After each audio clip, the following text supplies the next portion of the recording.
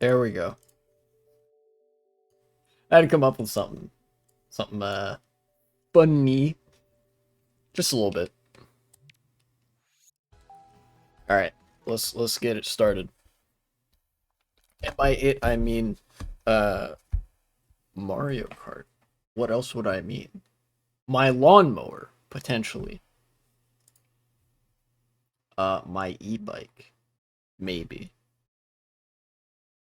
A chainsaw, not out of the question. There are many things, which I could be talking about when I say let's get it started.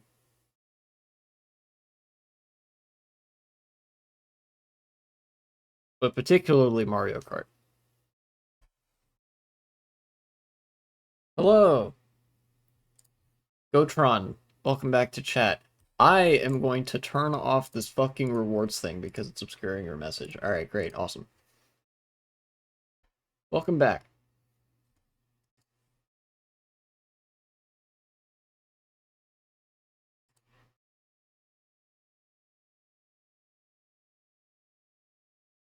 Let's see here.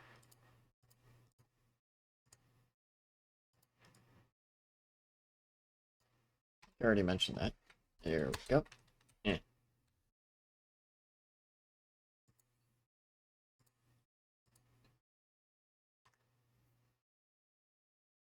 Updating. Hit finish. You know that Kamala Harris made an ad in Fortnite as a creative world called Freedom Town. That's kind of funny, not gonna lie. That's pretty funny. Definitely getting the online brain-rotted Zoomer vote. Insofar as they even turn out to vote. Globalize my agenda. Welcome back to chat.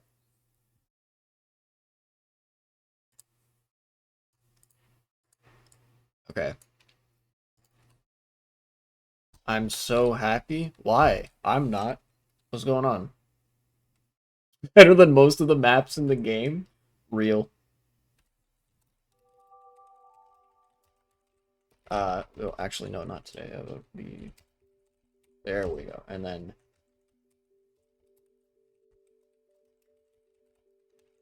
Eh. Cool. Ah! Oh, okay. Yeah, that is reason to be happy. Just finished our parliamentary elections, and the leftists got a huge W. Ooh. Lithuania parliament elections.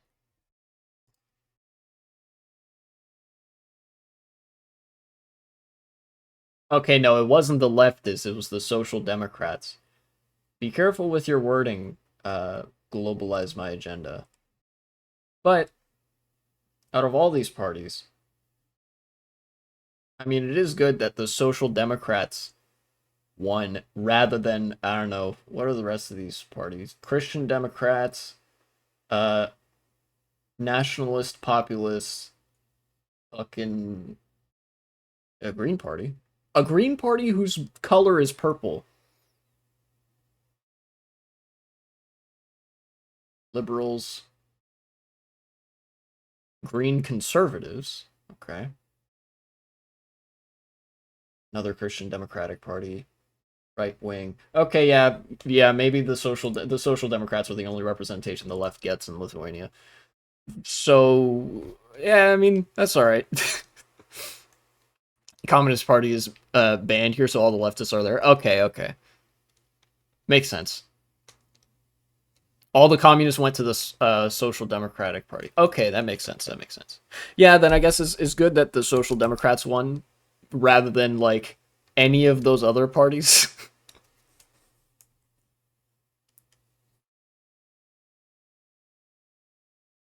Also, Jaime LaBouffe. Welcome back to chat. Howdy. Talking about the UK left? No, this is Globalize My Agenda is from Lithuania, and they mentioned that the Social Democratic Party won the elections there, the parliament elections that happened recently. The Libs lost so badly their leader left politics in shame, Lamau. Oh my god, that is really bad. -22 for the Lithuanian Christian Democrats, minus 24 for the Green Conservatives.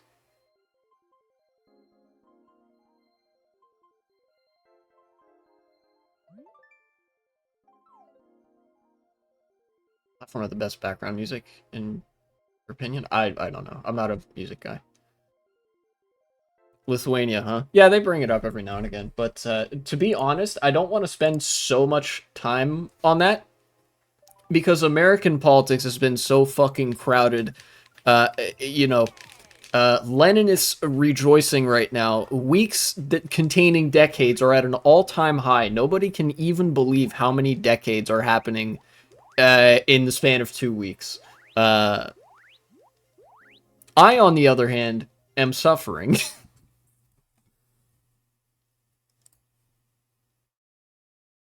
We want to talk about today? Well, I have a couple things. So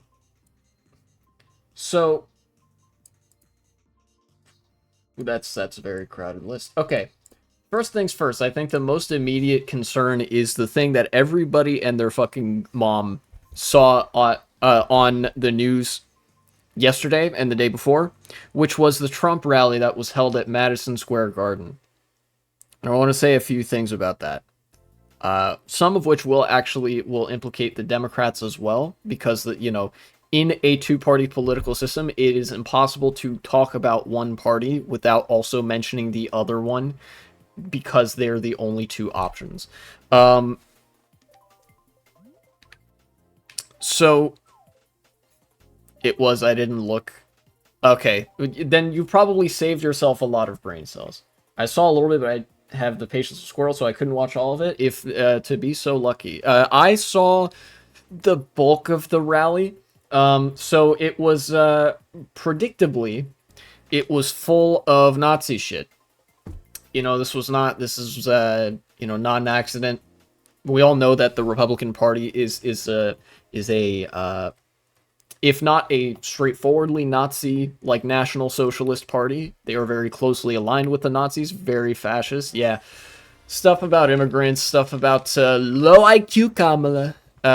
You know, some comedians making, well, comedians in the most massive possible air quotes, because any right-wing comedian making a joke, the joke is just, haha, I'm fucking racist, right? Bunch of that. And a lot of actually more mask-off politics than I've seen from the Republican Party. The interesting thing about the Madison Square Garden rally that distinguishes it, even from an event like the RNC, which I covered back in July, is that they did not employ many of the plausible deniability sort of rhetorical devices that I have seen them do before. They, like, straightforwardly, you know, promise to deport millions of people. You know, that's been a part of their platform for a while. They basically stated as close to outwardly as you could possibly get that the election is only fair if we win. I think that was either at the event itself or, like, very soon afterwards. Trump posted something to that effect on his social media page. All sorts of alluding to, like, fucking what, like, a lot of it, to be honest, a lot of it was just about how immigrants are destroying the country or whatever, and the sort of politics driven very blatantly by sexual insecurity that you could expect. I'm not going to remember the specific talking points off the top of my head because, number one, they're stupid, and number two, they kind of melt into a, like, homogenous fascistic sludge in my brain, to the point that it's, like, hard to distinguish them. It was very mind-numbing. But what everybody was drawing parallels to were the sort of the parallels to another very infamous Nazi rally in the United States, also that took place at Madison Square Garden. Except the prior Nazi rally was in the year 1939. When World War II was just sort of heating up in Europe. The American government had not yet gotten involved. And so it was, in some ways, it was more acceptable to be an open Nazi in America at that time. But this was still a Nazi rally that was held in New York. So there were a lot of counter protesters at this 1939 Madison Square Garden Nazi rally. It was about 100,000, which in fact was more than there were attendance at the rally itself. There were more counter protesters at that rally in 1939 than actual rally goers. And there were some disruptions with, I think, at one point, a Jewish activist charged at the speaker up on the stage at this Nazi rally and was, tackled and beaten up by Nazi thugs. Why do I bring this up? Because that is one way in which there was a big contrast between the Nazi rally of yesteryear and the Nazi rally of just a couple days ago at Madison Square Garden. There were no counter-protesters at this rally. Why is that? Is it because, all of a sudden people are more okay with Nazism? No, in fact, that, I'll get to that in a second. In fact, the distaste that people have for Nazism is probably more pronounced, at least by name, now in 2024 than in 1939. Being labeled as a Nazi is more toxic to your political reputation now than association with Hitler in 1939 would have been. The reason that there were no protesters here is not because people don't dislike Nazis anymore, but rather because the grassroots activism on the left is dead. It is dead, and the Democrats killed it. That sounds like out of left field, a gut punch, but I'm going to explain myself when why I say that. The fascist advances from the Republican Party have been largely by using their mass media machine to peddle their rhetoric and then clothe it in a disingenuous veil of civility and plausible deniability, which then enables Democrats to sort of play down how bad the severity of the issue is, or at least enables them to still remain, keep their head in the sand. And when that is the case, then it makes it all too easy for them to, at the same time, muscle progressives out of the Democratic coalition. The Democratic Party is never usually that active because they're liberals. They sort of hold the view that history is over and that nothing can ever change and there's no systemic problem with the institutions of liberalism. So they are zealous in guarding those institutions, but they are not zealous in guarding them from attacks within those same institutions. They are only zealous in guarding them from advances that threaten the basis of those institutions, which is private capital. The only political movement that would pose a threat to private capital in this or any country is socialism. The reason that Democrats have killed grassroots activism is because grassroots activism on the left, the kind of activism that would exist in the Democratic coalition, is more of a threat to capital than the top-down musings and sort of plotting of the fascists. Quite simply, as I've said in other videos, because socialists threaten a liberal capitalist system and fascists do not, the Democrats would rather lose to fascists than win with the help of socialists. And that has all culminated. This is a decades and decades long pattern of the Democrats stifling movement to the left and stifling grassroots activism. As recently as this year with the pro-Palestine protests, them sicking the police on college students, that has culminated in such a pronounced lack of grassroots movement on the left that it can enable Nazis to march and rally in the daylight with zero opposition whatsoever. Why? It's not because the Nazis have even been especially successful in selling people on this rhetoric, but rather because the liberals are the main force quashing anti-Nazi opposition.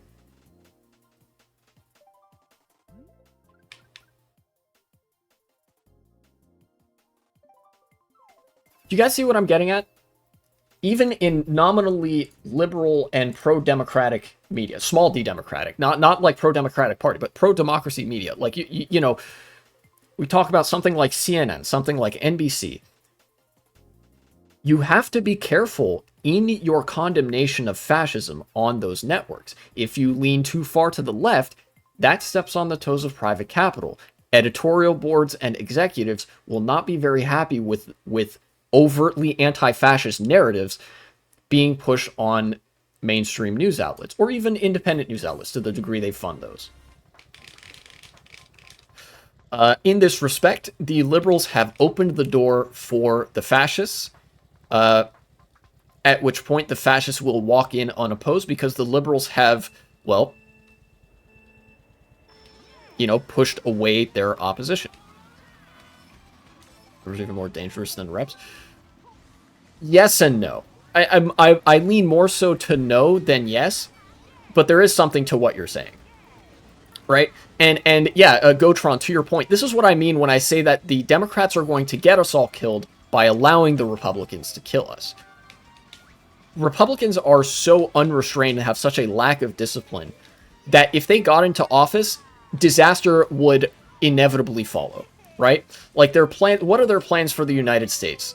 Fucking go back to the socio-political norms of the 1960s when, you know, gay people could just be arrested for being gay through virtue of, like, I don't know, arresting them for what, cruising or something like that. There's a convoluted legalistic scheme where they're like, oh, porn is banned, and by porn we mean women not wearing bras. Like, if you don't wear a bra, then you will be arrested and most likely subsequently sexually assaulted by police. You know, that sort of agenda is going to go through in no uncertain terms if the Republicans win. The mass deportation is something that they've repeatedly expressed they want to carry out, which would be disastrous for the well-being of, well, the affected families, but also the American economy. But the thing about policies like that is that they would be so immediately disastrous. They would be so disastrous so quickly that a form of accelerationism would kind of take effect, where if the Republicans are in power and making things so much worse at such a rapid clip, people would start getting mad at the Republicans, if that makes sense. Whereas with the Democrats, things have been more of a slow burn. Accelerationism with liberals in power will only redirect people to fascism. But there really isn't much of a path for life to get better under a liberal system, because liberalism has long since reached the limit of its capability to make life better for people.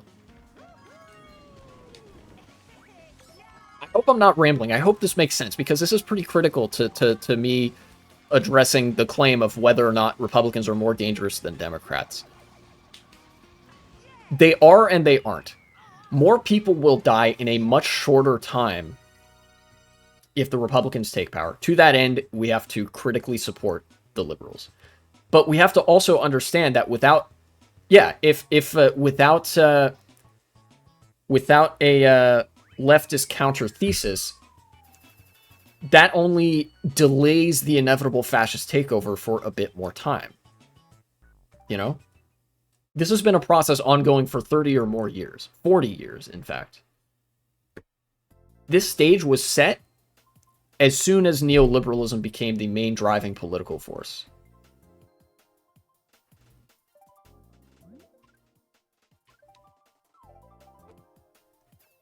And that is what we're seeing. We're seeing the countdown to the end of democracy, at least for a time, with events like the Madison Square Garden rally. Not because such things happen, but because they are facing no opposition anymore. Think about how flagrantly the Republicans are willing and able to lie without the Democrats or the affiliated liberal media outlets calling them on it.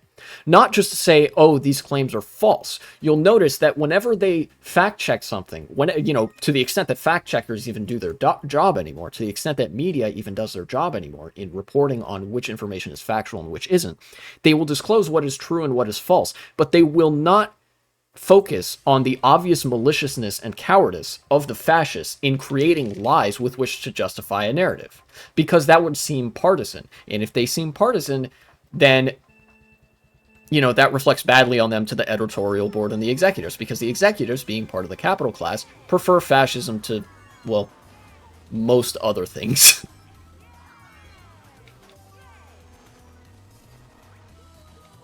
Yeah, the liberals, literally the prevailing attitude is we can't fact check liars because that will make us look bad. So anytime that fact checking does happen, they have to play both sides of things. They have to downplay the degree to which fascists are lying, and they have to play up the degree to which liberals engage in the same malicious behavior, which is to say they really don't.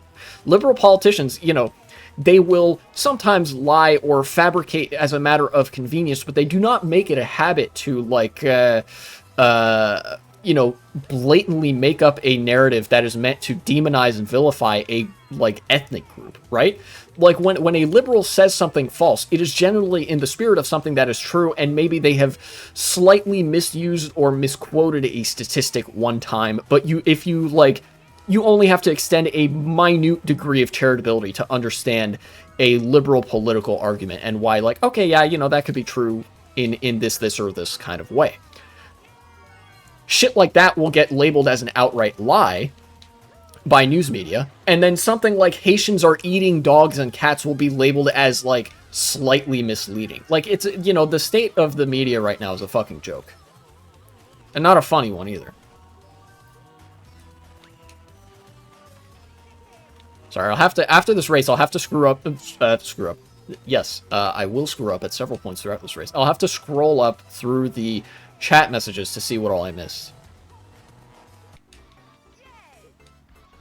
And I, in light of me saying all this, in light of me exploring the sort of desperation, the desperate state that democratic norms are in right now, I want to offer, a very profound apology in a general sense to anybody who's gotten into politics more recently than, say, 2016 or 17 or something like that.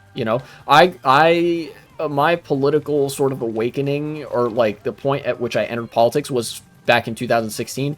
Especially for people who entered politics more recently than that, I am so sorry that you had to be experiencing this right now, because, it's part of a predictable historical process that there are reactionary forces that occasionally assert and reassert themselves because billionaires don't want to give up their fucking money and would rather see brown people die in the millions. We just happen to be having that Weimar Republic moment right now. Going to politics in the year 2021. I am so sorry for that, because you imagine being a young German and you are getting interested in politics from a somewhat left-wing perspective. The year is 1932 and you live in the Weimar Republic. Dog, I'm sorry. I don't know what else to say about it.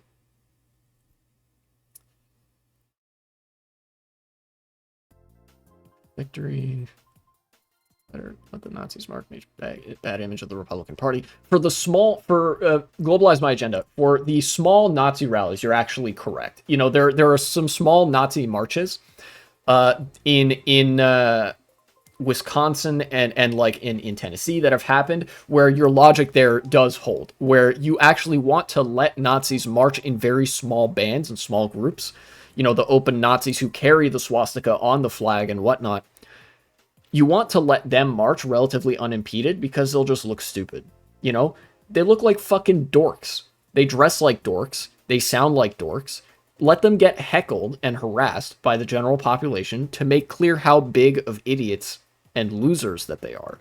That works. That is an effective method of deplatforming Nazis, is effectively, basically, if they organize a tiny little march that isn't terrorism, you let them sort of scream into the void and get mocked by the general population. But for bigger, once Nazism has been normalized at this point, the only thing that you can do to sort of quash them is use overwhelming political force. For a more systemic expression of Nazism, such as the Madison Square Garden rally either in 1939 or just recently with the Trump campaign, with candidates like J.D. Vance going on news interviews, lying and threatening the news anchor implicitly with arrest and prosecution for not being full-throatedly in favor of Donald Trump or whatever.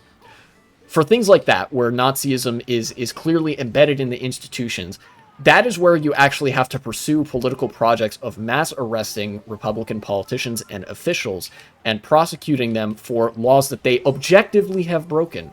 That's one of the biggest problems and reasons why Nazism has been able to have a resurgence, is that in order to take power, even in a legalistic sense, the legal system has to be exploited, deteriorated, and like subverted at many, many different points. Republicans have broken like countless laws in attempting to subvert democratic institutions and elections and whatnot. But they've gotten away with it because the position of the liberal is simply to say, hey, you can't do that, and then not to do anything about it. Because that would take effort, that would rock the boat, that would upset capital to legally pursue Nazis for, well, their legal transgressions, you know? So at a small level, yes, mock them, let them do their little pitiful Nazi rally. You know, if it's like 25 or 50 people, let them do their march and, you know, make fun of them for it.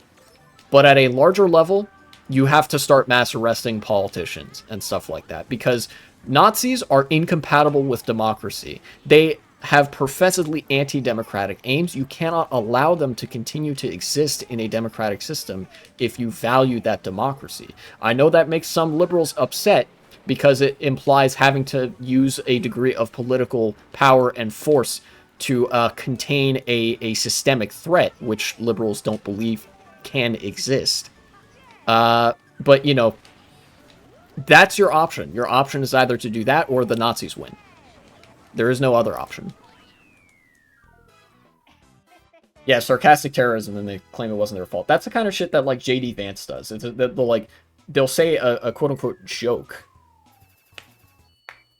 And then the joke is just, I want to kill you.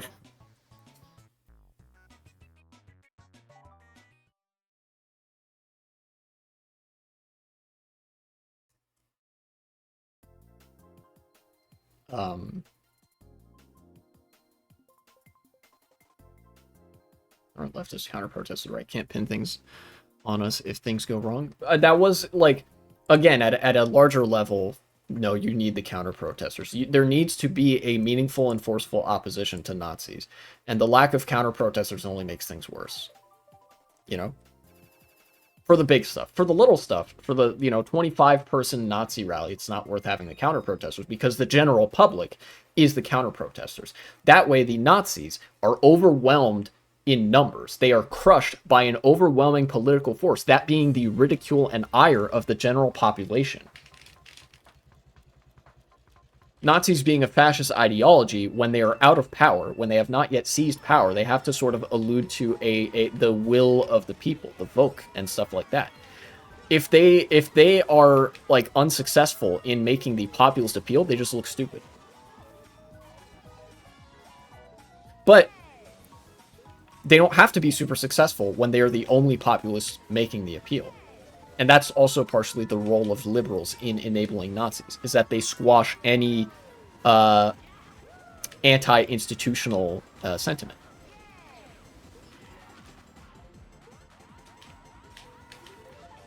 But then to your other question, globalize my agenda, you mentioned the chances of Donald Trump winning the election. And what do I think of that happening? Like, what do I think are the chances of it?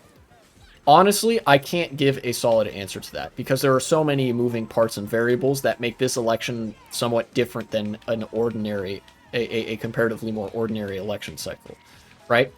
If this were an ordinary election cycle where democracy was not under threat, which, we know this isn't the case, so it's kind of pointless to even offer this answer, but Kamala Harris stands a pretty good chance right now, not only of winning the popular vote, but of winning the Electoral College vote as well. However, that assumes that things are functioning as they should, which they aren't right now. What I think is going to happen this election is that we are not going to know who the winner is until January 20th. Until the actual day that the president is being sworn in, we will not know who that president will be. We may know who would have legitimately won the election. But the Republican plan to overthrow the results of this election, should it not go in their favor immediately, runs so deep that I can't picture the resolution happening any earlier than that. There are so many institutions that are being attacked right now on the campaign trail in the electoral process that it is genuinely, I think it's impossible to say who is going to win. Not because it's a toss-up in the way that, news media often pitches, but because one candidate is promising business as usual and the other candidate is promising to upend the entire electoral system and cheat if they lose. In fact, I shouldn't even stop there. Not the other candidate, the other party. Another one of my issues here. This is not a Trump thing. This is a Republican Party thing. This has long since stopped being just about Donald Trump.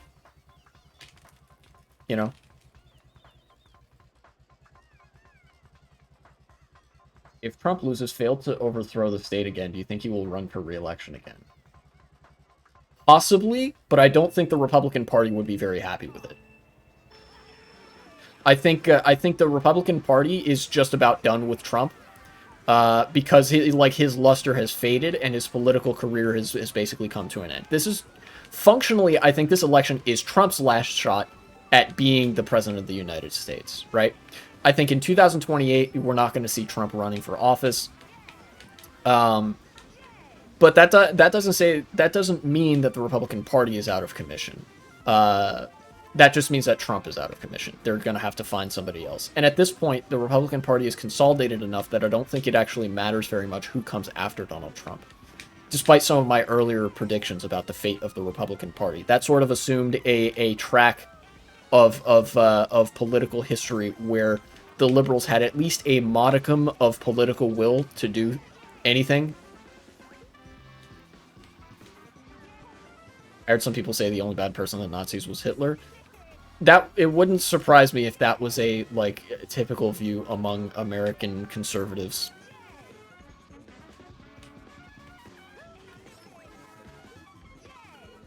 Yeah. And that's also actually another mistake that liberals have made in their sort of retellings of history, is that a lot of people, normies make this assumption just kind of from not knowing, but liberals do so in like sort of a different, less passive way. The assumption being that Hitler was what made the Nazis what they were, that Hitler was solely responsible for the death of so many people. Why is it so hard to understand that systems could be bad? Because liberals are that system. Because that means that there's a flaw in their ideology that they're not willing to own up to. Introspection is hard, and a lot of liberals don't want to do it. Some of them because they genuinely have reactionary, sentiments, but a lot of them because they're just not really thinking about it that hard. And, many liberals, to quote, I forget who it was. It's either Disco Elysium or fucking Zizek. One of the two. Those are the only two places this could really come from, is that a lot of liberals today are not truly liberal in the sense of being, ideologically sold hook, line, and sinker, deeply through and through on the liberal system and theory. Rather, a lot of people are liberals because of the sort of passive absorption of the prevailing ideology in society, precisely because they don't think about it that hard.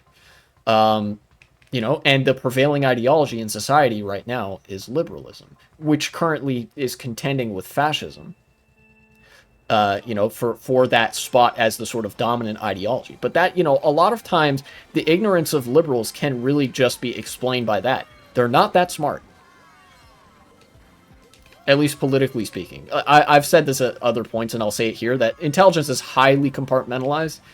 And so when I say liberals aren't that smart, I'm referring to their political, acumen. Maybe I'm used to having introspection because I'm autistic. That does tend to be a thing about autism. People tend to be more introspective in that vein.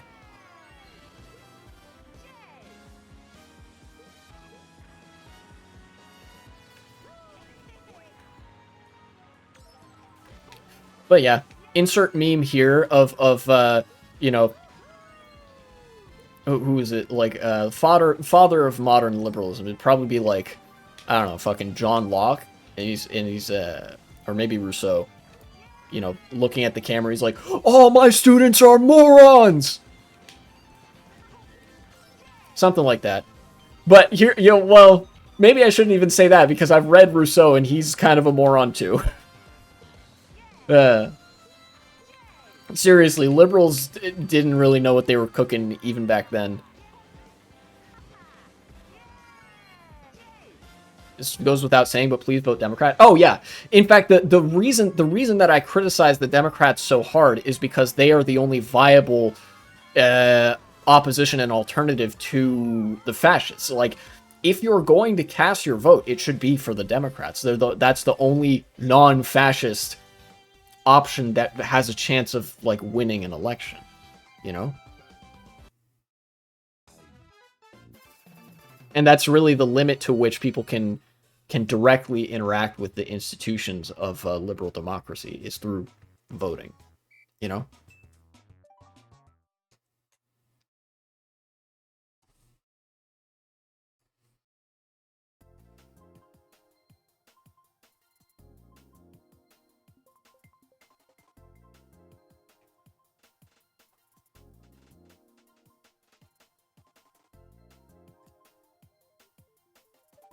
Anyways, that was, you know, that was a lot. And I think that's just because a lot is happening in politics right now. As I said at the beginning of this, you know, as I guess this is one of the many things that I borrow from Lenin in sort of phrasing these things.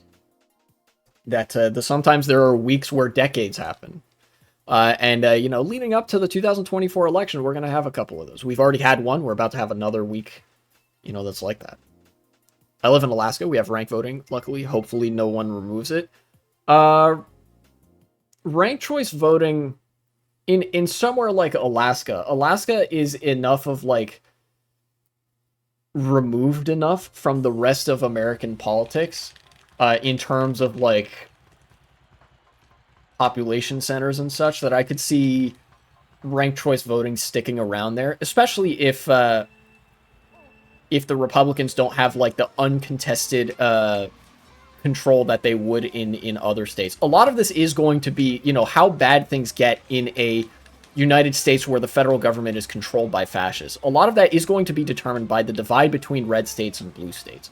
The less red that a state is, the less it's probably going to experience the backsliding and horrible conditions. And I know Alaska is a red state, but honestly, I think ranked choice voting might not be on that priority list. I could be wrong, depending on how malicious the Republican Party of Alaska is at any given moment, but, you know,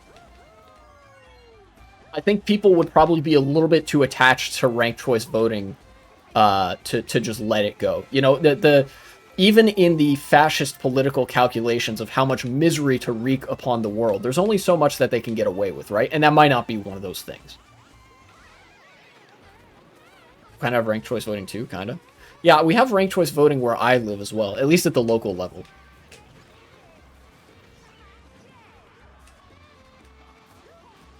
Ranked choice voting is nice.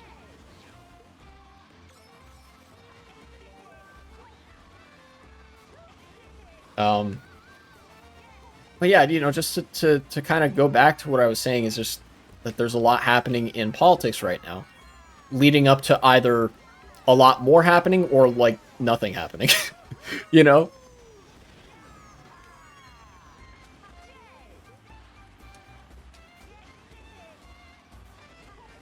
We only have it for some types of elections. So, yeah, it's the same here. We don't have, like, where I live, we have ranked choice voting for local elections, but we do not have ranked choice voting for state or, obviously, federal elections. I feel like D-Days is about to happen. It does feel like, you know, it really does. It's a very politically tense moment right now, and I think a lot of people, myself included, are kind of waiting for the other shoe to drop. For local and parliamentary. Oh, that's pretty cool. Well, for parliament, that actually kind of makes sense, because it's a multi-party system.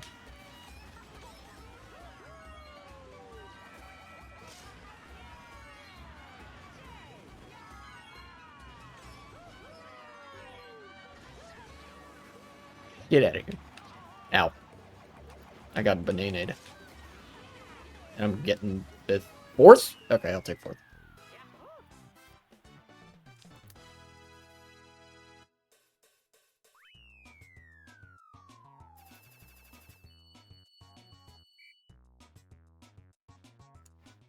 Is it kind of funny how Star Wars prequels predicted the future? They actually didn't predict the future.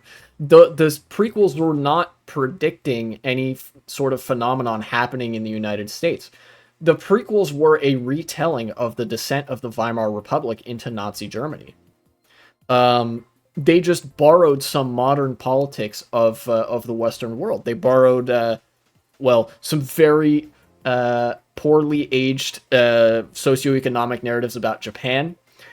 They borrowed some of the tendencies and rhetoric of the first Bush administration, of the Republicans, circa 1990s, early 2000s. You know, it was basically just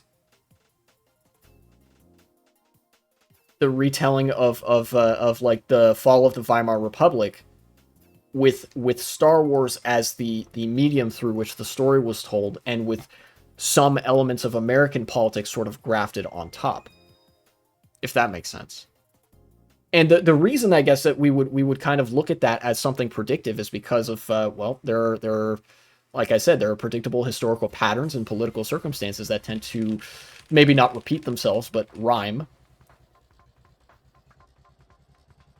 And you know, both, you know, all three of the systems that concern the Star Wars prequels, both the Galactic Republic, the Weimar Republic, and the United States in its liberal democratic form, they are all liberal democracies that, you know, at various points were reaching points of crisis. The point of crisis for Germany being the Great Depression and the you know, that compounding on the loss of the First World War, and then the, like, you know, the critique that came out of that, and the revanchism afterwards.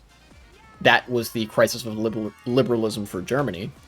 For the Galactic Republic, it was the sort of splitting at the seams of the Republic due to the capital class wanting more deregulation of trade, the Trade Federation and the Confederacy of Independent Systems being basically magnates of capital that wanted to separate from the Republic to, well, be even more capitalist.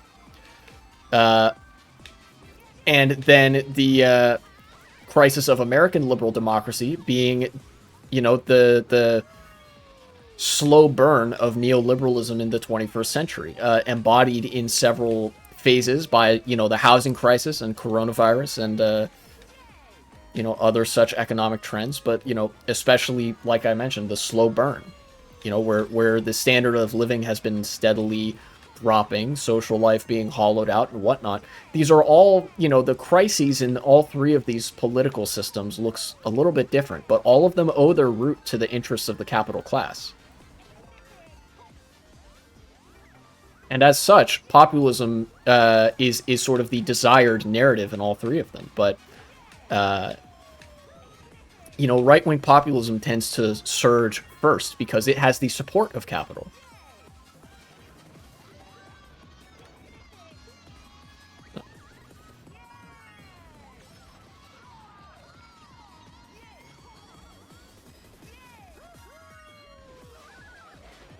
Ooh.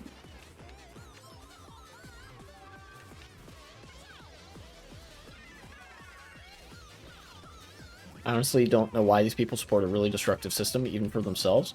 Well, it's it kind of takes reframing the question of why, you know, people would support any system, right? The sort of assumption that people get confused by when they sort of approach that is that the support must be rational. A lot of fascists who support a fascist system of government, you know, who would vote for a fascist party, who would support the overthrowing of a democratic system, they know that fascism wouldn't benefit them. You know? They know that they would be shooting themselves in the foot by so doing. Because a lot of the support that exists for a fascist, hard to think about someone who's not rational. It's okay. It gets easier with time. But, like, the fascism is an inherently irrational ideology that appeals to people's irrational senses, particularly the sense of sexual insecurity and just insecurity more broadly, emotional, sexual, economic insecurity. But the sexual being the biggest one. A lot of fascism is just about hurting groups of people that you don't like. And even if you get hurt, then that's fine too, because at least those people are hurting. Think about, for example, a white supremacist, somebody that we could probably easily picture, a skinhead, Nazi tattoos and whatever. You think about the kind of things that a white supremacist would care about, right? They don't care about the betterment of the white race and the improvement of society in a way that, benefits the white man. If they did, they would be voting Democrat. In fact, the exception proves the rule. There is exactly one white supremacist that actually voted for Joe Biden in 2020 because he would be better for the advancement of the white race in society. And that's Richard Spencer, who fell off +L+ ratio because all the other white supremacists don't actually care about the material living conditions of the white race. They just want to hurt people of other races. That's what it means to be a supremacist, to subscribe to a supremacist ideology such as fascism. It's not about helping the group that you view to be superior. It's not about making the world better. It's about making the world worse for people that you dislike. I don't know why young straight males act so suicidal about women. Suicidal? Oh, well, that's the most pure form of the sexual insecurity that I referred to. A lot of people are especially nowadays, there's a sort of crisis of loneliness across the board. A lot of people refer to the male loneliness epidemic, but that doesn't stop with men. Women are just as lonely nowadays as men are. It transcends gender boundaries. But the way that men process emotion, the way that a patriarchal set of norms educates men to exist in society, the way that they're taught to view women, etc., the way that, sex is taught as a concept, leads them to feel like... It leads people to feel like sexuality is something inherently dirty, which then, gives rise to all sorts of contradictions. What I'm attempting to reach at here, it's a very complicated thing, something I probably can't explain to the fullest extent while I'm driving here, but long story short is that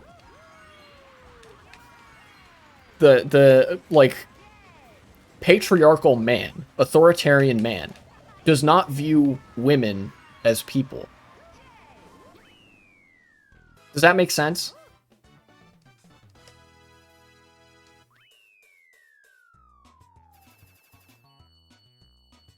If you'll excuse the, under 18s beware. A lot of young guys are really sexual insecure because they just want a nice warm hole to stick their dick into. Which, I mean, a lot of people do.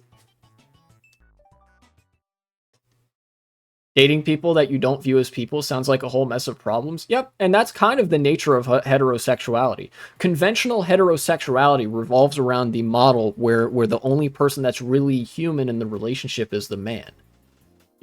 The sort of traditional family values. A lot of people are organically sexually insecure because of repressive institutions that they have grown up under, or antisocial norms that have prevailed in society, and then that insecurity is weaponized by the system that created said insecurity to then worsen itself. Does that make sense?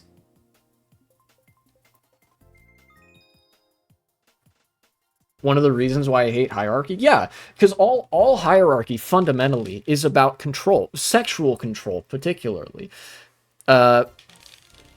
The hierarchical institutions, the church, the state, in olden days where party machines were much stronger, that, those party machines, the corporate structure as well, a lot of it is psychosexual in its motivations.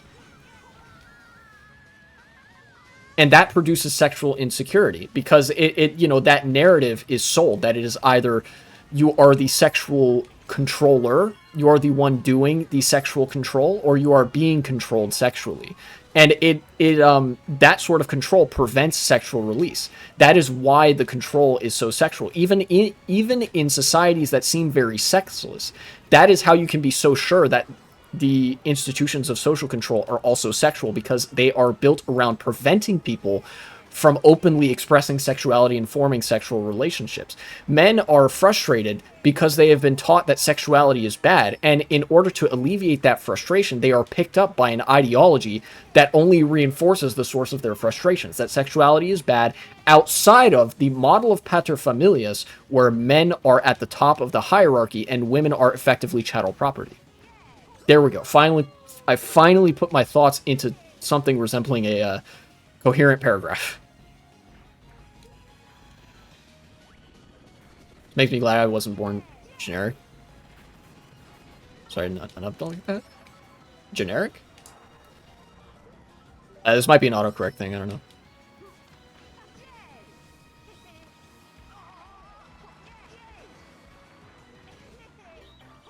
Have you ever heard that? The rally was about Spain. Oh! Didn't want to be born normal, because that sounds weird when I think about it. Oh, yeah. In this respect, neurotypical people are, in fact, way more cooked. Because of that lack of introspection, they are much more easily... They fit much more easily into the category of passive absorber of the prevailing ideology. So, you know. But yeah, the Tucker Carlson thing where he was like, oh, America, you've been a bad girl and daddy's gonna have to spank you. Like, if ever there was a display about the nature of the sexual insecurity of men and why men are the way they are, why they view women as such, that's it. You watch that Tucker Carlson speech, you will understand everything you need to know about fascism in like an instant.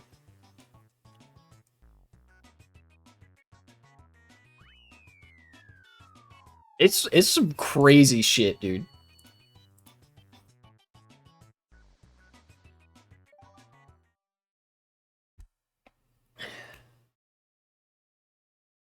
If I was a straight woman, I wouldn't want to date most men. Yeah, and that's, you know what? That's kind of what the man versus bear discourse was about. Was about the sort of like the massive wide-ranging skepticism and apprehension that women kind of have to have around men generally, around patriarchal man, you know?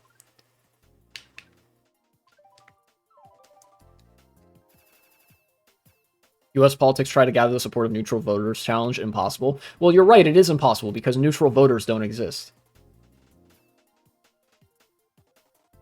I explained this in my video where I talked about why the Democratic Party is fucking up. The name of the game is not neutral voters. It is low propensity ideological voters. If you're the Democrats, the way you win is by running to the left. Republicans know this. Republicans know that they win by appealing to the most ideologically driven sections of their base rather than centrists. Why do you think it's only the Democrats that like do this weak, wimpy fucking appeal to the center strategy? It's not a winning strategy. They don't like winning. That's true. The Democrats don't like winning. Because it means now they have the responsibility to do shit. And liberals really don't want to do shit. I almost fell off there.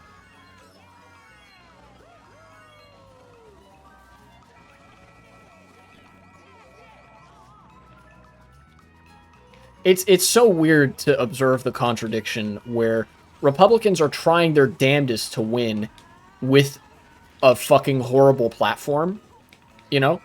And the Democrats are, like, doing absolutely nothing with, like, what should be a pretty serviceable platform otherwise.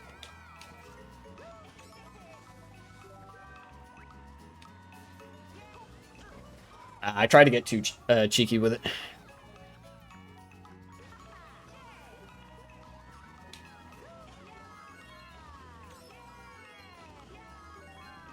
Ooh, okay.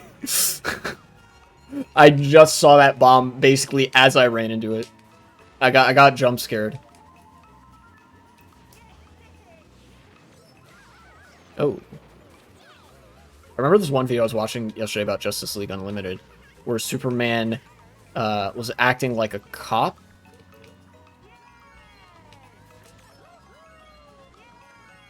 And we do not talk about politics in the episode like Shazam.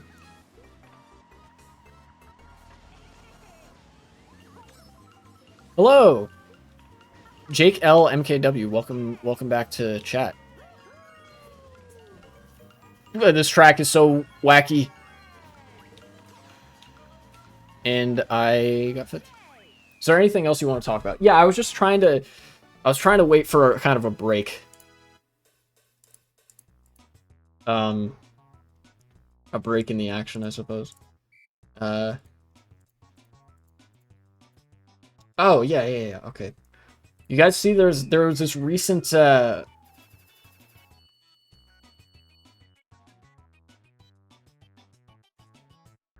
read people to save my life. Can't read social cues to save my life, can't read people to save my life. That's fine. Look, I used to be in a similar boat. I had a hard time reading people. I had a hard time engaging in social situations. Really, what you just got to do is wade through the awkward bits and put yourself in more of those situations, you know, where you would be talking to people, interacting with people and whatever. And funnily enough, the reason I got so good at, like, the reason I'm so much better now in social situations than I was is because I, like, decided not to worry about the whole reading people bit, because that comes from a place of insecurity. You know? You just got to go in there, and as long as you're not, like, egregiously offending somebody, if you're there to engage in good faith, you know, it's fine.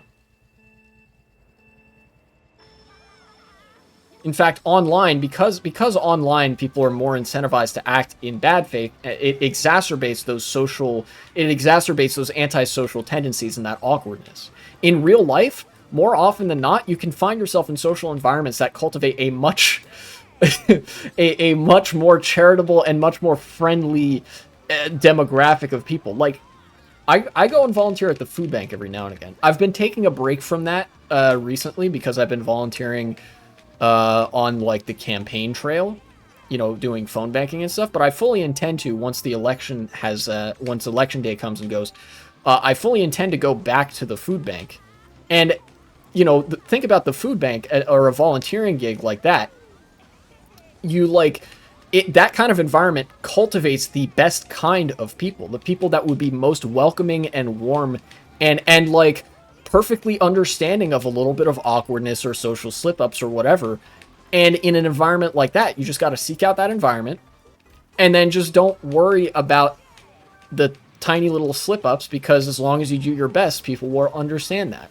You know, I find a lot of the lack of confidence in people who are very socially awkward, who have that sort of awkwardness as exacerbated by autism or whatever. A lot of that can be alleviated. Maybe not easily, but it can be alleviated.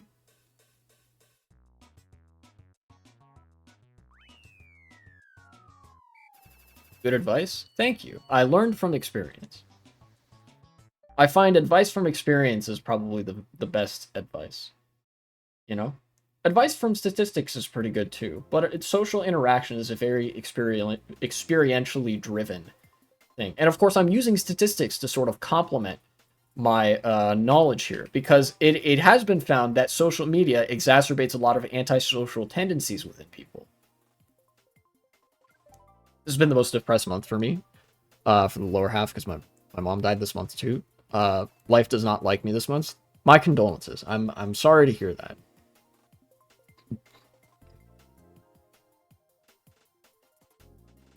Yeah.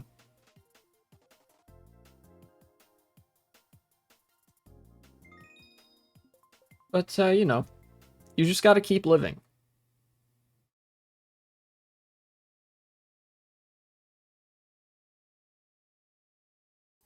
Yeah, I think that's my advice. That's my self-help advice, you know?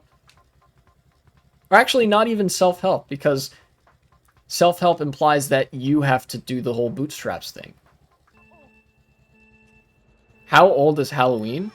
Thousands of years old. It's Halloween is a adoption, or I guess a sort of a renaming of the holiday of Samhain, which is a Celtic Gaelic holiday. It's the Gaelic New Year. And that tradition is as old as, like, I don't know, it fucking goes back basically as far as societies that we can tell are somewhat Gaelic or Celtic in the like their the material record, you know? So it's a very old holiday.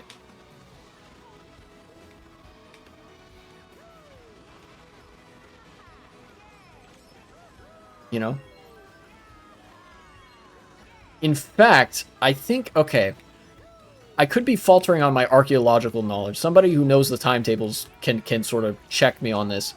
But I think when you start finding, like, societies that you could identify as, like, religiously druidic or you know, sort of identifiable as Celtic in I guess the, like, the Bronze or Iron Age. About that time, you start seeing Halloween and the practices we associate today with Halloween, you know? So that's about how old the holiday is. But again, you know, we're going back pretty far in the material record here, so I can't really say for sure. Is it funny how much of society is religious when you're not religious? Funny, not funny, you know. It makes sense to me, because, like, religion is born from a place of, well, superstition and insecurity. The insecurity that there are unknowable things or unknown things about the world, and so that they require a supernatural justification or explanation because we don't have a better one yet. That's sort of the origin point of religion. So it makes sense that society is very religious. Why is every single problem born of insecurity? Well, that's kind of a tautology, isn't it? Insecurity is just the existence of a problem that feels like it is a threat to you. So, you know, every problem is born of the perception of a problem. Right?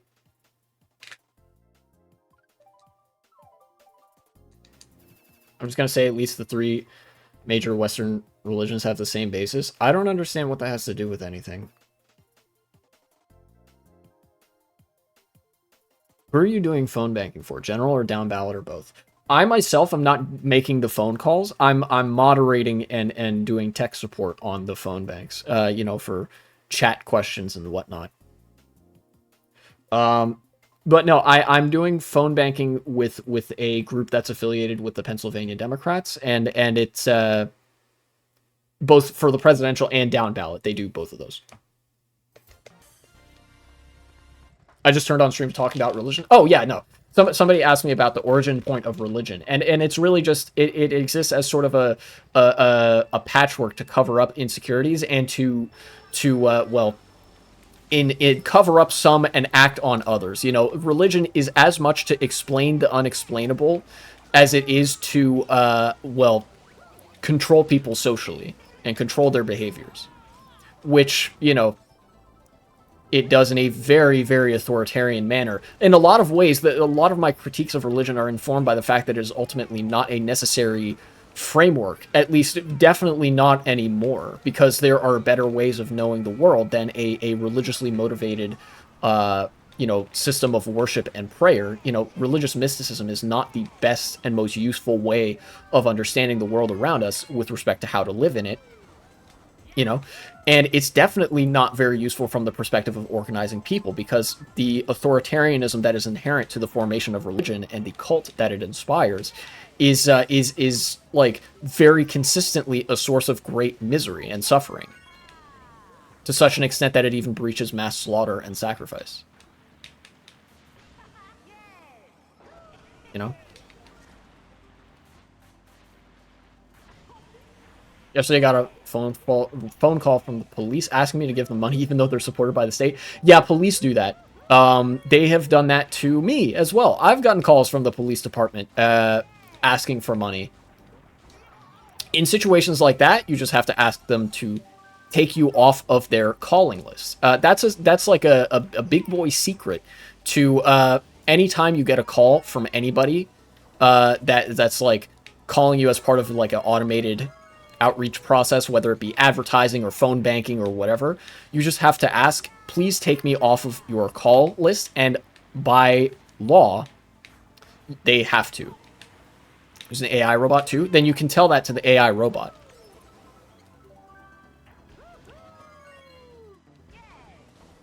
Or you can also block the number.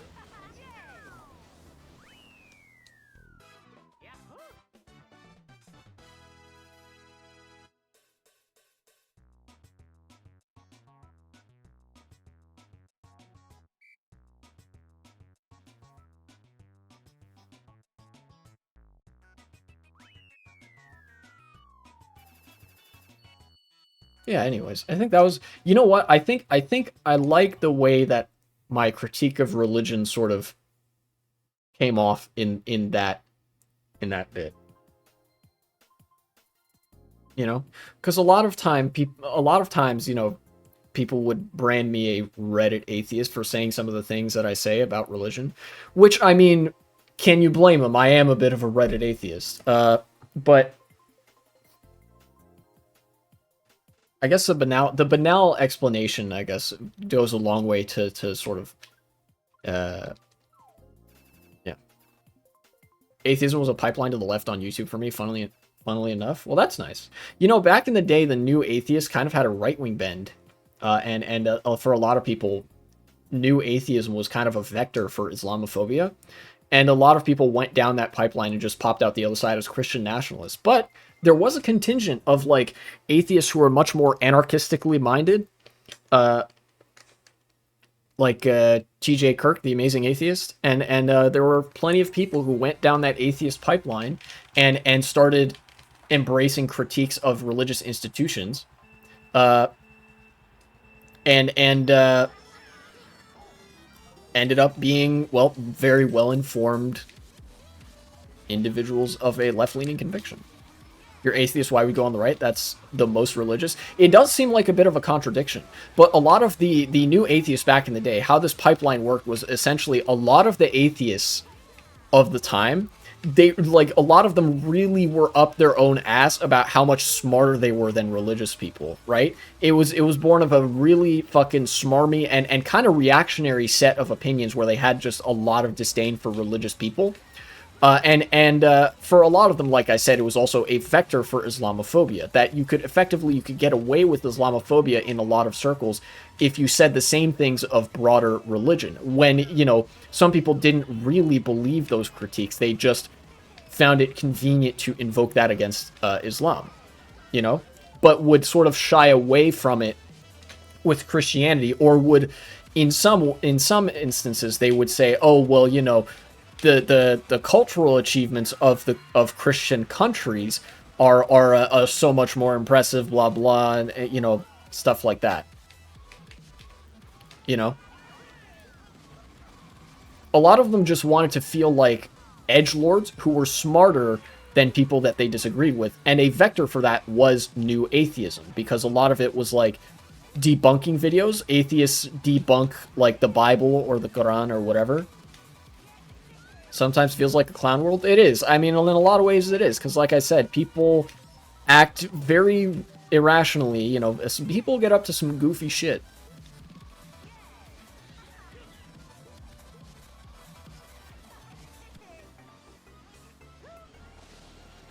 Yeah, dodge. Oh no. Tunnel's very pretty. Yeah, I always liked this track as a kid because of that.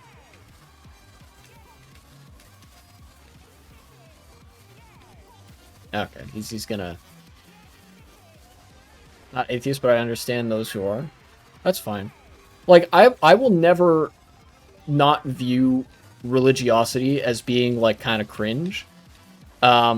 Particularly because it is like first and foremost, it's motivated by the insecurity of not being able to answer a question with "I don't know," you know, and it speaks to a degree of irrationality that I think leads to dangerous places. But you know, that's me being a Reddit atheist and saying that it's cringe. That's the worst offense I can say of somebody who is like, I don't know, religious but otherwise has fine beliefs and is okay with people, you know.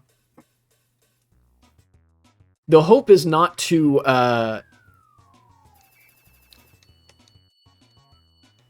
pursue a project of basically like, have you seen the propaganda about atheism? Have I?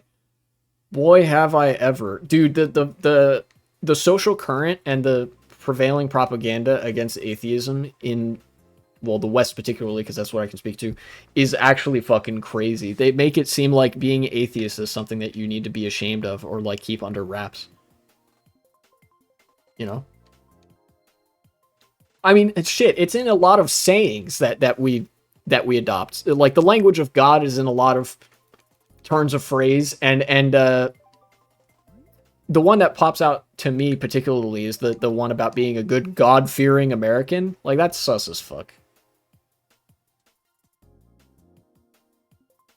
Some of the origin stories are probably right. I'm not the one to speak about that.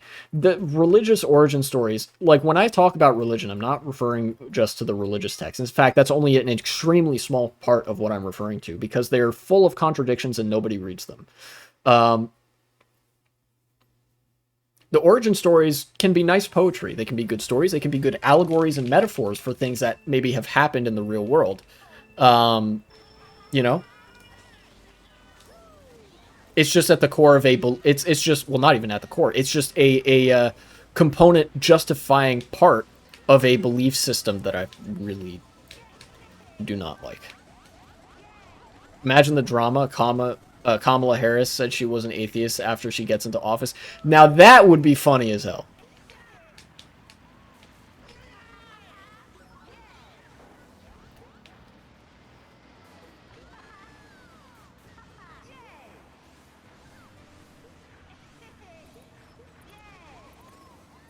The best timeline. I would say I'm an atheist after I get into office as president just to see what happened. That would be fucking great. You would effectively guarantee, unfortunately, you'd effectively guarantee that you would be a one-term president, but it would be extremely funny.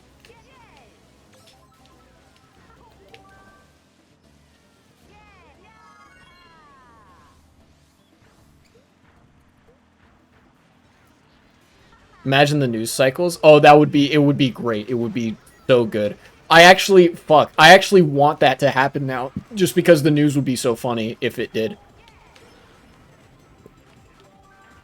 Oh, yes. I can actually do the shortcut.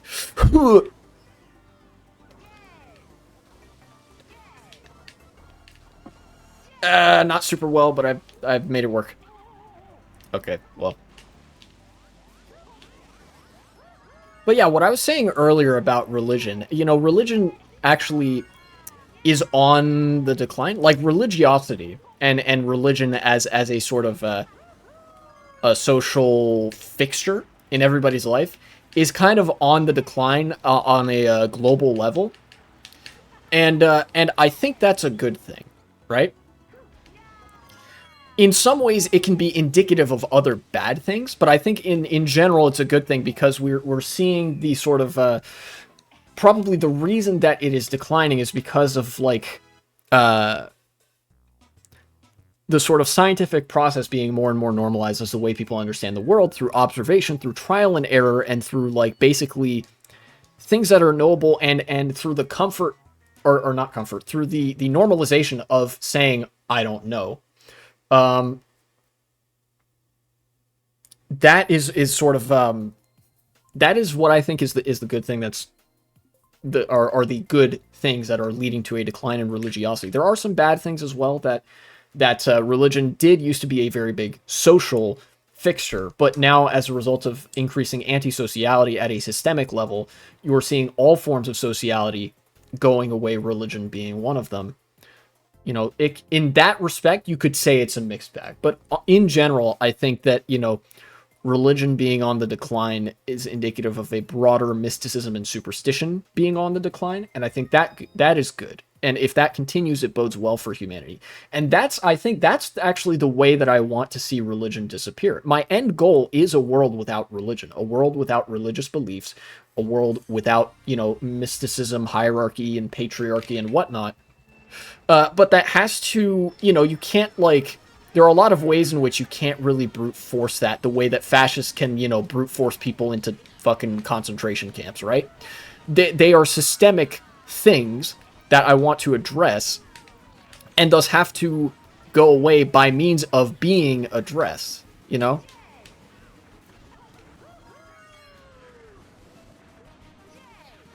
I don't know how much that makes sense, but yeah. Bright side, have you seen the blue wave with younger generation that's about to happen if we survive? I have seen, you know, over the past several years, I have seen the polling data to that effect, and I feel, in one way, I feel good about it. In another way, I'm a bit apprehensive, right? And that's not because of anything to do with, like, the younger demographic of people. You know, overwhelmingly, all the data shows that young people are much more left-leaning than those of older generations, you know, and I think that's good. The thing that gives me some misgivings is that, you know, the Democratic Party probably won't move left. At least they definitely don't want to move left with the incoming electorate, you know? So the Democratic Party, like, there is going to be probably a blue wave, but basically the Democratic Party is going to do everything in their power to make that blue wave as small as possible, and as, like, and to make it as hard as possible for people to continue supporting the Democratic Party from a place of, like, you know, being on the left. In effect, I think it's going to, it will speak to how big the rift will be between the Democratic Party and its electorate, you know, increasingly so. Even though the rift between them and their electorate is already pretty big right now.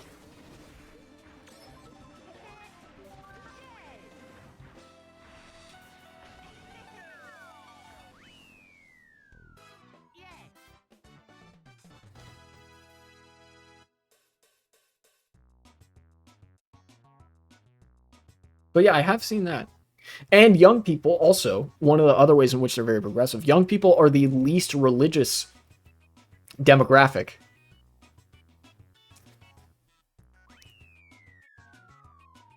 Opinion on people that vote third party. I'm sympathetic, but they're stupid.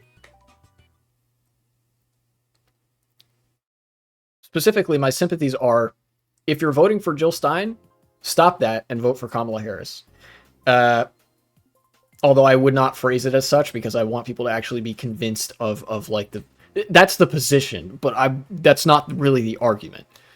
But for people that are voting for RFK Jr. or for the Libertarians, vote your conscience, baby. Because a lot of those Libertarians might have been voting for Trump otherwise.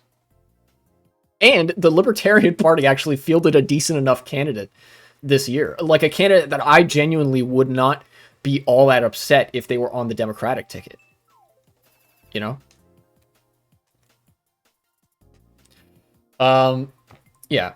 As for the actual argument, if I had to sit down with somebody and convince them of, first of all, not voting third party in a two-party system, and second of all, of voting for Kamala Harris specifically in this two-party system, in this instance, what I would go with is functionally that, you know, in a two-party system, it is called that because there are only two relevant parties. That doesn't mean there can't be more than two political parties just on a general level, but that does mean that there will only ever be one of two political parties that wins an election, right? That's how a first-past-the-post system works. Even if you start with multiple parties that are all, like, relatively popular, eventually things will actually consolidate into two parties, right?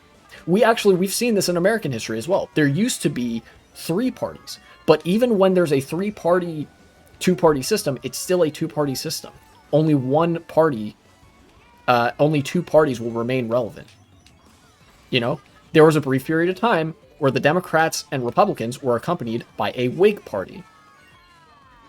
But the Whig party actually disappeared because the Republicans were the new, more popular party. I want the left to win so there's not a left and LGBT genocide. And that gets to the argument, that I would field about voting for specifically Kamala Harris in this election. Are the Democrats complicit in the genocide of Palestinians? Yes, unquestionably. Anybody who argues otherwise is not being honest. But that gets to the nature of voting for the Democrats and voting in a two-party system, or really any liberal democracy. We're not voting for somebody that we like. We're not voting for somebody who even agrees with us, right? There is no option. There is no candidate. There is no viable candidate. There's no viable option that agrees with us being on the left politically, right? So we have to choose our opposition. This is not even me arguing like, oh, there's no perfect ending or whatever. This is a matter of us choosing our opposition. And it's not even like the multi-party systems of Europe where you would have a socialist party to vote for. The question in every election, but especially those in a two-party system, is which party poses a weaker opposition to your political objectives. As a socialist, which is the framing that I approach this from, who is worse at opposing me? You know, I have socialist aspirations. I want the economy to be organized democratically and, you know, with worker syndicates. That is my ideal end, like, goal, or far in the future goal. Who is less of an obstacle to making that happen? Both parties are obstacles to this. Both of them oppose this. Who is going to be worse at it? And the answer is the Democrats. The Democrats are always going to be worse at opposing the left than the Republicans. Even though I mentioned earlier that the Democrats have cleared the way of left opposition for the Republicans to do their thing, the Democrats are liberals, they are weak, they are feckless, and as such, they are vulnerable. They are vulnerable to our demands. On the issue of Palestine as well, the Democrats might accidentally their way into fascism, but even still, that is only a question of maybe, right? As a tactical concern, voting for the Democratic Party, voting for Kamala Harris, brings much more utility to our movement than voting for a Republican does, by way of bringing less of an obstacle to the table. That's my go-to argument for why you should vote for the Democrats, why I vote for the Democrats. But at this stage, honestly, the argument, despite the fact that I believe that it is correct, that argument gets harder and harder to make because the Democrats keep doubling down and tripling down on alienating people who lean left who would otherwise be voting for them, because they keep appealing to the center and they keep doubling down, tripling down, quadrupling down on their support for Israel. You know,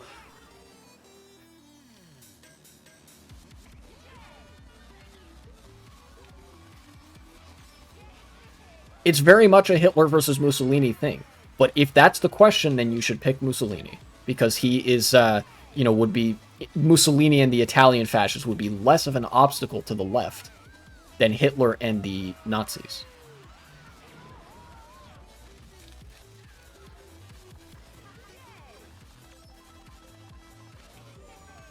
You know, and in a similar vein, the Democrats, a liberal party, are less of an obstacle to the left than the Republicans, a fascist party.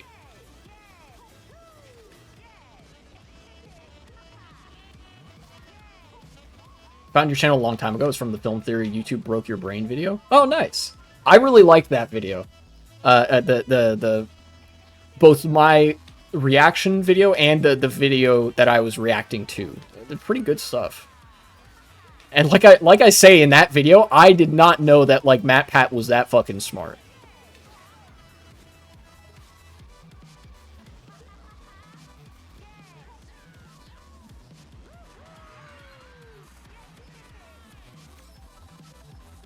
You know, I guess that speaks to the kind of assumptions you make about content creators and personalities that you see online. I guess, you know, I discovered MatPat when I was really young.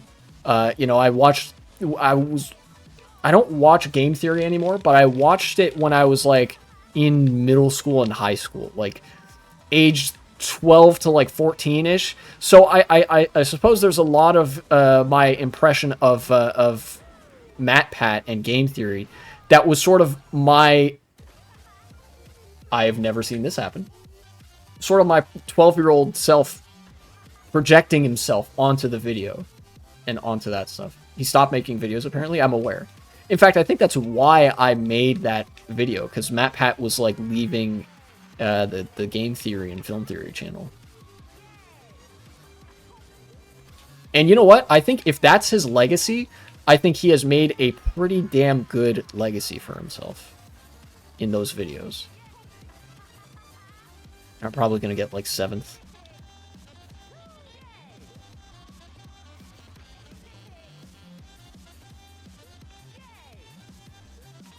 Give me this. Use me blue. And 6th. And not the end of the world.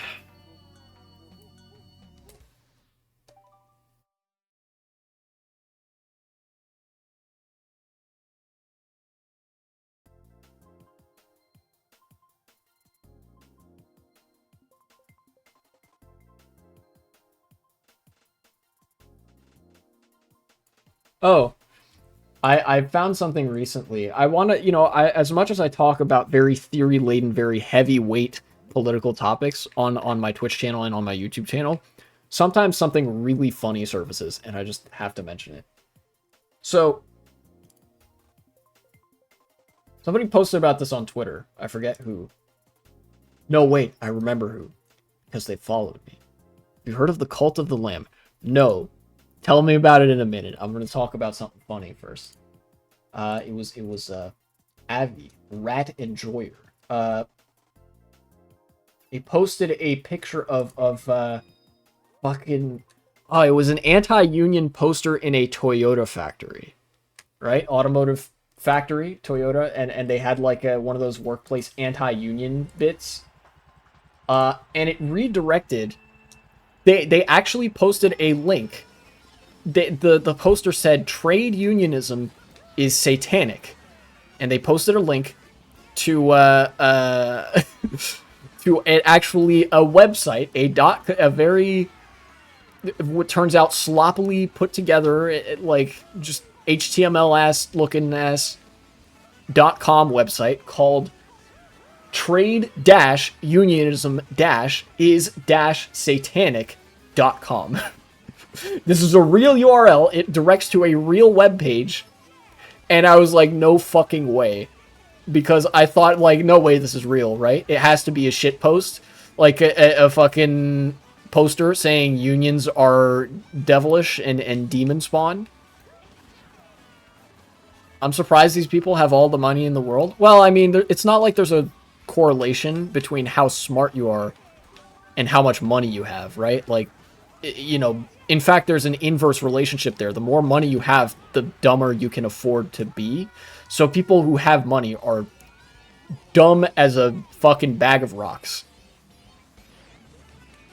I know Elon Musk is proof. Yes, exactly. I've talked about this actually in other videos before as well, that being a billionaire insulates you from everything that would make you intelligent or that would necessitate you have a degree of intelligence. So billionaires are dumb fucks. But yeah. So the website reads, as redirected from an official like anti-union poster in a Toyota car factory. Urgent notice about the principles of trade unionism. Characteristically a mark of the beast. Satan is moving fast to inject trade unions, also in caps, into many businesses countrywide, especially in the southern states where he has not had influence before. Sounds like Satan is based? He is based. He's also gay, which is based. Based and gay. So this is as I learned, this is a very fucking Bible Belt coded message. This is because I think auto plants in the South were actually beginning to unionize, believe it or not.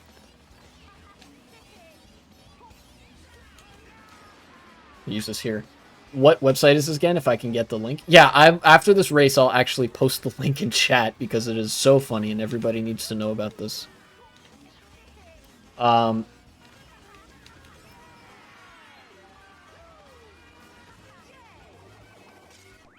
Second place. Okay. Here is the link for your enjoyment of tradeunionismisatanic.com. And I think, actually, I want to cut the stream pretty soon, so I'll quit, and I'll read through this so you guys can all experience the joy that I enjoyed. It just tickled me pink, I tell you. Satan is moving fast to inject trade unions, all in caps, into many businesses countrywide, especially in the southern states being capitalized. Presumably because they are Confederacy enjoyers. It's a thing. It's a thing. Where he has not had influence before, referring to it being the Bible Belt. Toyota is now one of them. Many God-fearing individuals may have already joined or are considering joining a trade union. Trade union is in all caps, that's why I say it like that. Without fully understanding the implications of doing so. It is critical for those already involved and those considering it to recognize that the very principle of trade unionism is satanic. Why is it satanic? Anything that is against God is of Satan and is thus satanic. The principle of a trade union is directly against God and his principles in the following ways. It interferes in the God-given relationship between employer and employee. That's the master-slave relationship. A closed-shop union is murderous and is characteristically a mark of the beast. Cool. Subscription to a union means association with evil. I wonder if there's any video on YouTube that wonder if God is fascist. Well, God is fascist. You need only look at the kinds of people that incorporate religion into politics to figure that out, and the loudest voices in so doing. Seriously, God is representative of the paternalistic and patriarchal figure of the Father. That's why he is referred to as the Father. God is an authoritarian father that's going to punish you for masturbating. That's what God is. That's what religious deities are allegories for. You know, forgive me, Father, for I have sinned is a literal appeal to your father to forgive you for masturbating. Freud is fucking, like, ascending from the grave and growing extra arms to, like, fucking take over the world or some shit. Every single time that religion and sex come up in such a way as this, like, he grows stronger.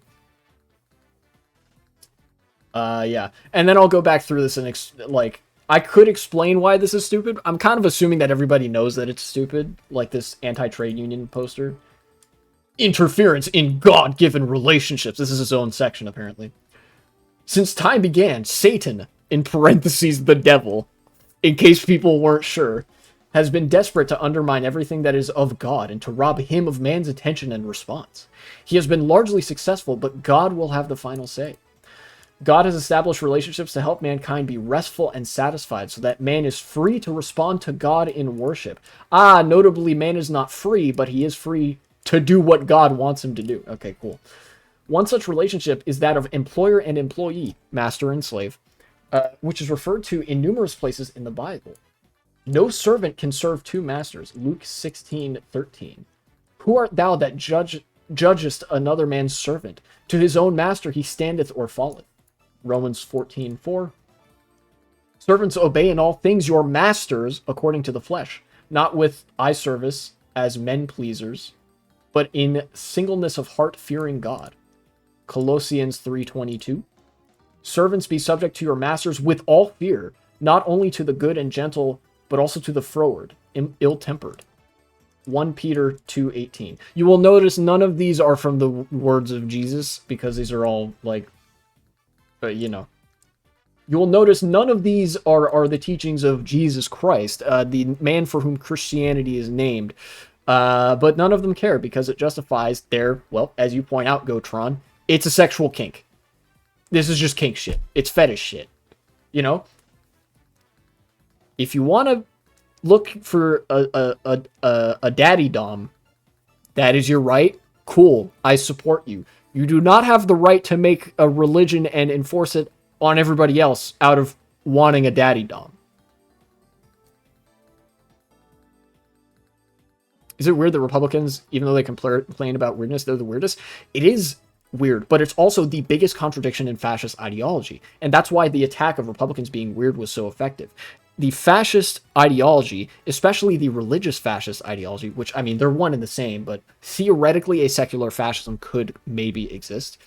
Fascism relies on a sense of normalcy. That is the entire justification for fascism, is that degenerates are abnormal. They are a threat to society through their abnormalcy, and they must be purged.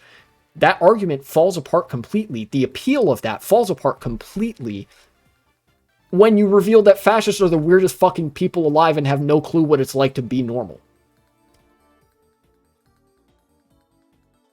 You know, saying that antivirus social media users are, they make very, very insane claims sometimes. As someone site, they sent me to a link that was similar to the one posted in chat. I don't know how the fuck you find that shit if you didn't make it, but that website had some unreal claims with no citations. Yeah, that's the average, like, justification for fascist belief. God's principle is that employee is solely obligated to the employer. Again, slave to master. Is to be the employer who chooses what to pay each of his employees, as the following parable in Matthew's gospel. Not Jesus, so I don't care. Yeah,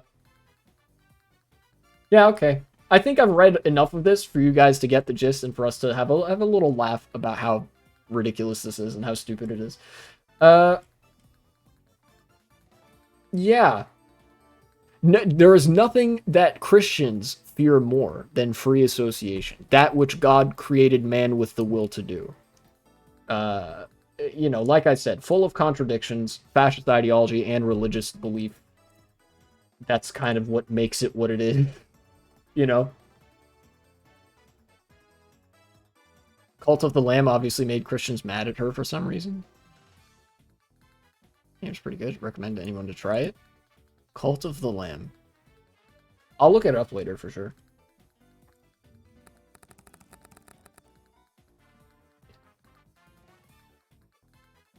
Alright. Was there anything else I wanted to say about this? Other than it being extremely funny because they've made everything fucking caps?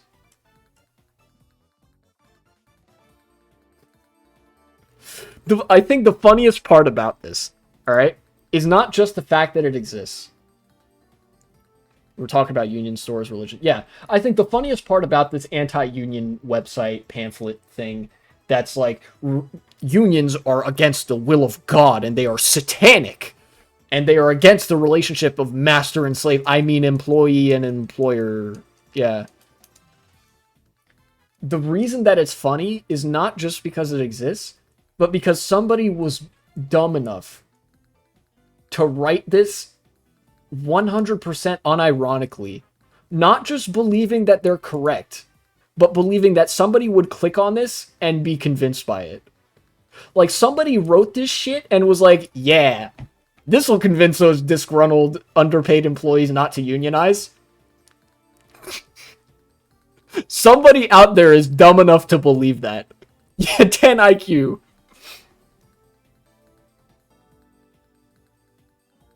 Modifications of the truth that may sound way worse than it actually is. Oh yeah, this is another feature of the fascist worldview. You will notice I highlighted why there are so many things in caps.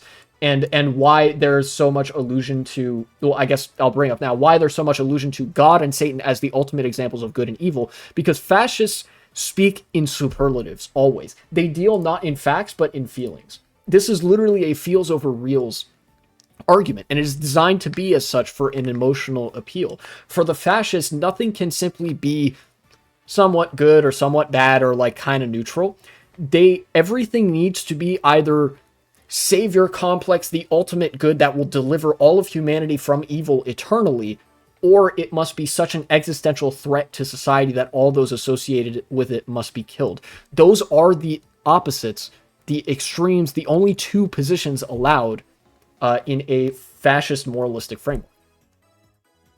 Yeah, they want enemies and they want power with which to kill those enemies. You know, that's why they use the language of like, yeah, the enemy has to be weak and powerful simultaneously. Honestly, you could go back to a number of like very well-known analyses of fascism and apply them just to this one pamphlet. But anyways, yeah, that's what I wanted to highlight about it, that it's super funny that somebody wrote this in earnest, not just believing that it was correct, but believing that it would be convincing to somebody who didn't already believe it. Like, oh, I, an employee who is being underpaid and overworked at the Toyota factory, have seen this pamphlet calling me a murderous agent of Satan for wanting to unionize. And I am totally convinced by this. I am now convinced that I must be a faithful little slave to my employer daddy Dom, so that he may reward me with a very godly dick in my ass or something. Definitely a real thing that anybody would think upon seeing this who didn't already agree with it. Fascist social media users have to be the most extreme political debaters ever while being totally oblivious to reality. Yeah, because they're zealots. We live in a clown world.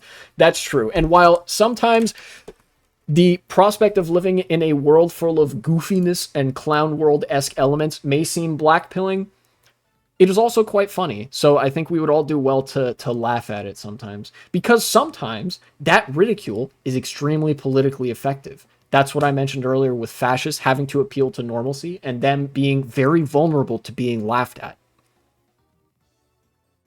You know, if you took this pamphlet and made a mockery of it in front of an entire town in the South, if you like were able to appeal to people's sense of normalcy to make them laugh at this person that's calling trade unionism satanic, congratulations, you have now furthered the cause of trade unionism and simultaneously set back religious fascism. Yeah, you win by making them look cringe. I mean, like, it's kind of weird how much politics just revolves around making your opponents look fucking cringe.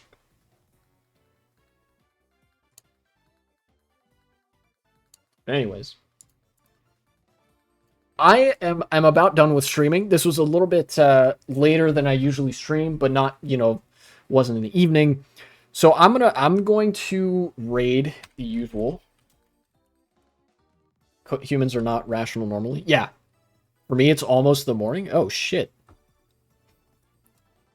Well, for me, it's 5 p.m. And I'm going to raid Cody Schwab. Yeah.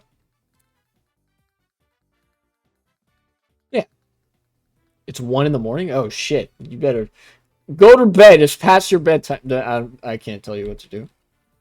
I don't believe in bedtime. You're a pretty cool, chill person. Thank you. I try real hard. That's a lie. I don't. If I tried really hard, I probably wouldn't be very chill. Anyways, Cody Schwab is playing Rivals of Ether 2. Frequent fixture of the stream. After I'm done streaming, I raid him. I'm going to log off, enjoy him playing the new platform fighter.